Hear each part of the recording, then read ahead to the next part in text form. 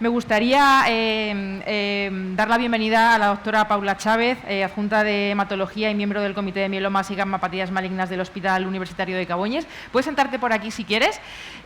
Vamos a hablar un poco del ABC de la amiloidosis. Como digo, la idea de esta charla es que sea una conversación para resolver las dudas más importantes sobre la amiloidosis, en la cual, por supuesto, vosotros también podéis participar. Si tenéis alguna pregunta, podéis levantar la mano y se la haremos a la doctora. Y en esta conversación me gustaría pasar por algunos de los aspectos pues, que también han comentado las doctoras anteriores, un poco los retos que tiene la amiloidosis por delante.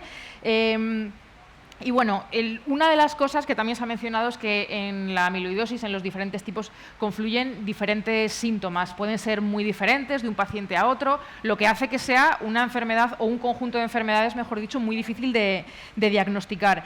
¿Qué podemos hacer, tanto las asociaciones de pacientes como los profesionales sanitarios, para intentar que esa detección se mejore y ya no sean 2, 4, 5 años, 5 o 6 especialistas, sino que sea un poquito más corto?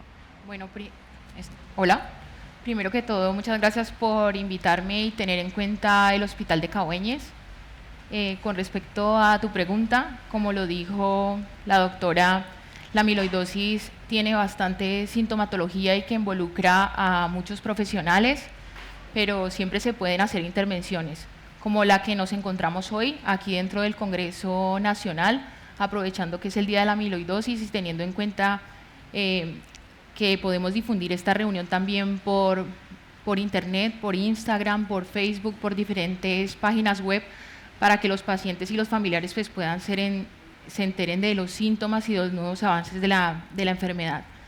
Desde el punto de vista de los hospitales y de los profesionales, pues tener en cuenta de que ya sabemos que el abordaje es multidisciplinar, entonces tenemos que hacer talleres formativos, teniendo en cuenta siempre que la puerta de entrada son los médicos de atención primaria, para que cuando ellos vean estos síntomas en algún paciente con las alteraciones analíticas que ya sabemos, pues se les encienda la bombilla y pueda llegar rápidamente al profesional hematólogo o al profesional cardiólogo o neurólogo en su defecto.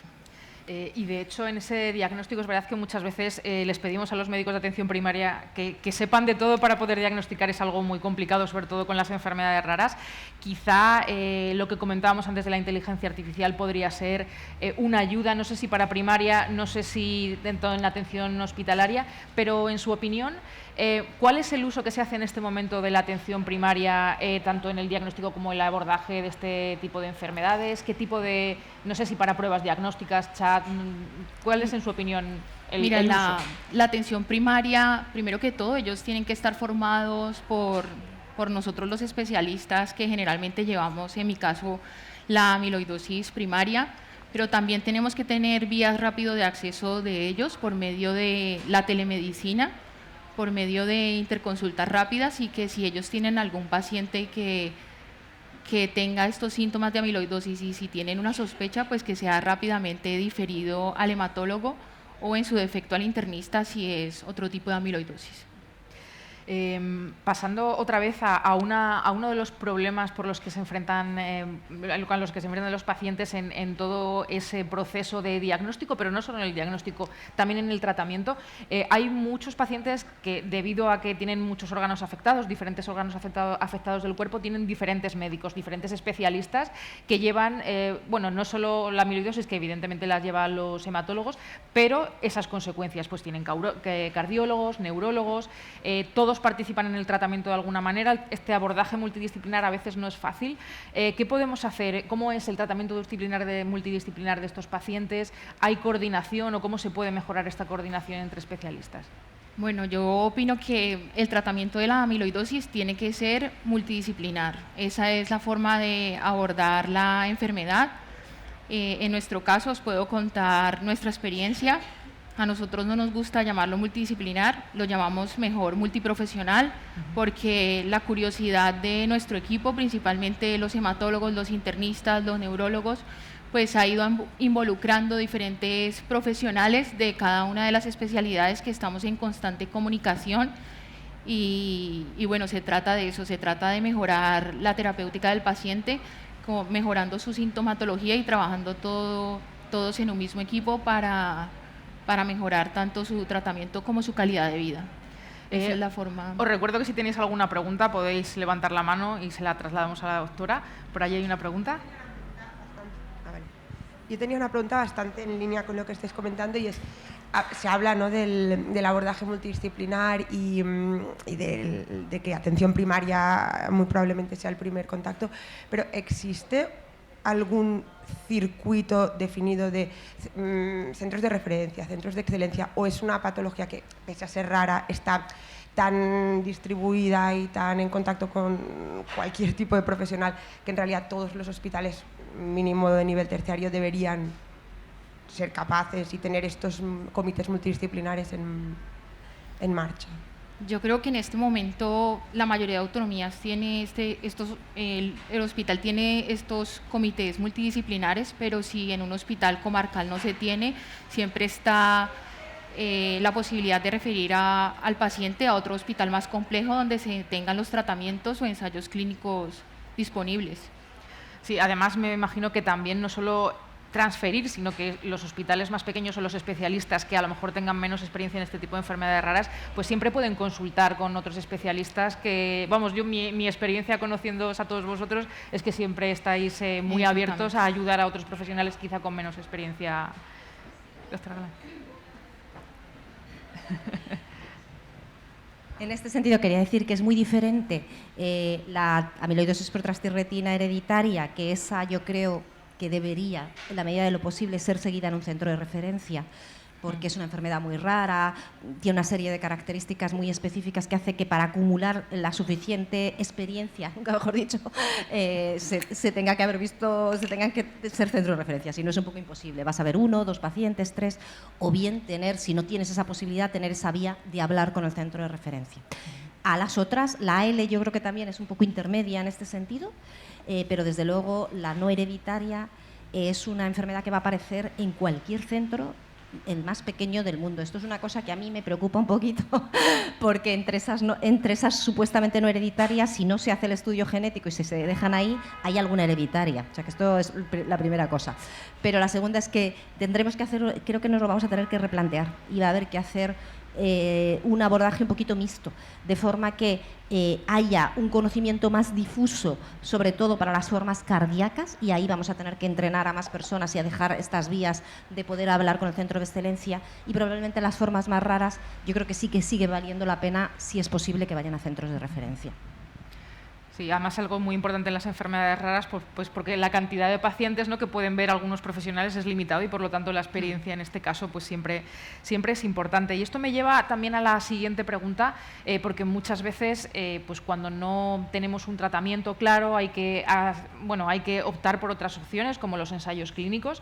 ¿Qué se puede hacer cómo pueden los pacientes también optar a estos ensayos clínicos o cuando a lo mejor estás en un hospital más pequeño donde el médico de referencia no te ofrece esos ensayos clínicos o bien por desconocimiento o bien porque no están en ese centro? ¿Cómo pueden los pacientes, bueno, también desde aquí digo que siempre pidáis ayuda a las asociaciones de pacientes, como Amilo, como otras asociaciones, que os van a ayudar a buscar esos centros de referencia y poneros en contacto con especialistas a lo mejor que puedan ofrecer aquello, pero entiendo que los ensayos clínicos y la derivación a otros centros siempre es una opción en estos casos. Sí, siempre es una opción. Bueno, si el paciente se encuentra en un hospital comarcal donde no haya la posibilidad de tener un ensayo clínico, siempre el hematólogo puede referir al paciente a un hospital de referencia donde se encuentre un ensayo clínico para este tratamiento. Nosotros, te puedo contar la experiencia de nuestro hospital, tenemos ensayos clínicos ahora disponibles en amiloidosis en primera línea, tanto en recaídas, pero también se nos ha dado la oportunidad en diferentes, digamos así, pacientes, de que hemos referido a nuestros pacientes a otros hospitales de referencia, generalmente cercanos a donde nos encontramos. Si hay la posibilidad de hacerlo, claro que sí. Con comunicación yo creo que todo se puede, y en el día de hoy, por medio de amiloidosis, por medio de las asociaciones de pacientes, el paciente también, si el médico lo desconoce, el paciente también te lo puede solicitar. Sí, además también que los pacientes no tengan miedo a hablar con sus médicos sobre todas las inquietudes que tengan. Muchas veces yo creo que los pacientes tienen pues como mucha lealtad a su médico y a lo mejor decirle, oye, pues moverme a otro centro, tal, a veces no se sienten cómodos haciendo esto, pero yo creo que lo mejor que puede hacer un paciente es tener confianza completa con su hematólogo y plantear todas las dudas que se puedan, y si hay otras opciones, pues también plantearlas, ¿no? Tanto por parte del hematólogo como por parte de los pacientes, para llegar a esa mejor solución posible para el paciente, ¿no? Exactamente. Mucho hemos hablado también de la calidad de vida del paciente, ¿no? Durante el diagnóstico, durante el tratamiento. ¿Qué pueden hacer los pacientes? Aunque entiendo que esto también depende un poco del estado de salud de cada uno, de su situación y de su tratamiento. ¿Qué podrían hacer los pacientes para mejorar esa calidad de vida? Quizá ejercicio físico, alimentación saludable. ¿Qué está de su parte, ¿no? De parte del paciente? ¿Qué podemos hacer? Mira, hay que tener en cuenta que los pacientes de amiloidosis son una población bastante heterogénea. Hay algunos que tienen una afectación cardíaca bastante severa, pero hay algo que preocupa mucho a los pacientes y es la nutrición. La nutrición, porque la nutrición se puede ver afectada simplemente por los síntomas de la enfermedad, por los efectos secundarios de los tratamientos. Entonces, la nutrición también debe ir encaminada dentro de ese equipo multidisciplinar que comentábamos al principio, involucrando a los endocrinos, para que, digamos así, haya terapias directas con estos pacientes. Y bueno, ahora en nuestro hospital también tenemos un programa de ejercicios físicos que estamos trabajando con la Fundación del Sporting de Gijón. Bueno, los pacientes de amiloidosis, hay algunos que han recuperado su estado funcional, y también están algunos aprovechando esta situación, que es haciendo ejercicio físico dentro de sus posibilidades. Con el fútbol andarín también se tiene que tener en cuenta este tipo de actividades para ellos, y también en los que tengan una afectación cardíaca severa, también trabajar con terapia ocupacional para mejoría de su fatiga y de su estado funcional. Y ante cualquier duda, volvemos a insistir en preguntar al hematólogo, porque también hay algunos alimentos, entiendo, algunas cosas que quizá parecen inocuas, pero que pueden interferir con el tratamiento, entonces hay que tener también cuidado. Sí, exactamente, con ello. Siempre.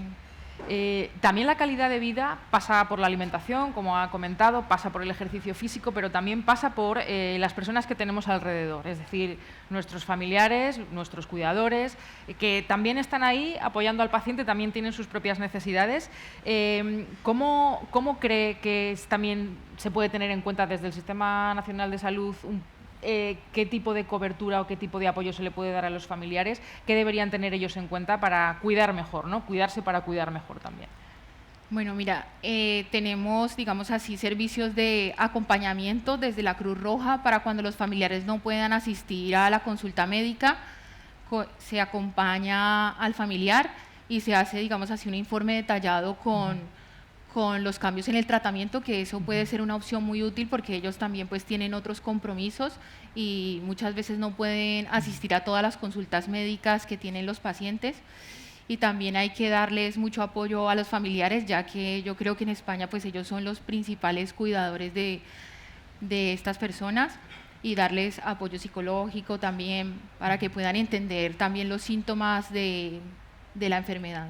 Sí, muchas veces a los familiares se exigen ellos mismos, se autoexigen, diría, estar informados al 100% de lo que le pasa a su familiar, y muchas veces es verdad que los familiares tienen esa sensación de nosotros no nos podemos quejar porque nosotros no somos los pacientes, tenemos que estar fuertes para ayudar a nuestro familiar, y también ellos tienen necesidades que conviene reconocer, ¿no? y cubrir, como decías, desde el aspecto emocional, también ejercicio físico, salir un poco, cuidarse, ¿no? Lo que decíamos, para cuidar mejor.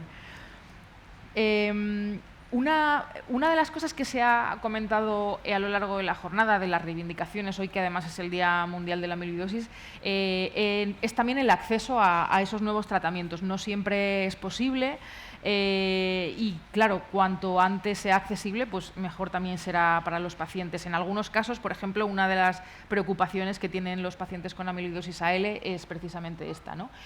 Cuando el tratamiento en primera línea no es accesible, ¿cuál es el manejo que se hace de estos pacientes? ¿Cuál sería el siguiente tratamiento estándar cuando no se puede acceder al principal?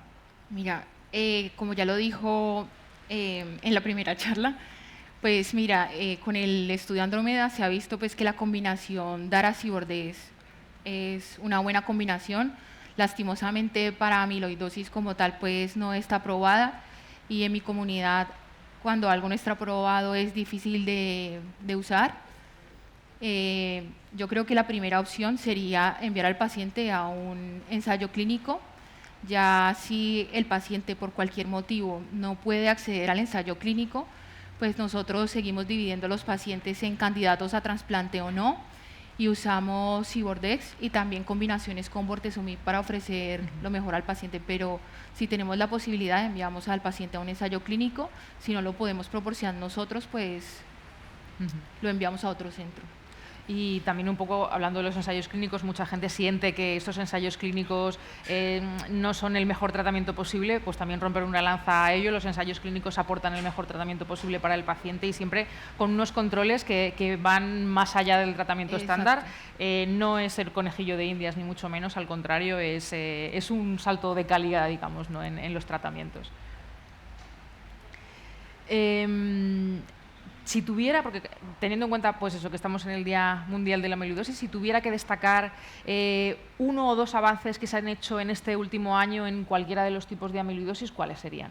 Mira, yo destacaría en la amiloidosis con transtirretina, como lo dijo la compañera anterior, los fármacos, el patisiran, que disminuye, digamos así, la producción de transtirretina en el hígado, disminuyendo los síntomas neurológicos con una gran respuesta. Yo creo que esto es un avance muy bueno, además que ya tenemos el tafamidis y algunas moléculas parecidas.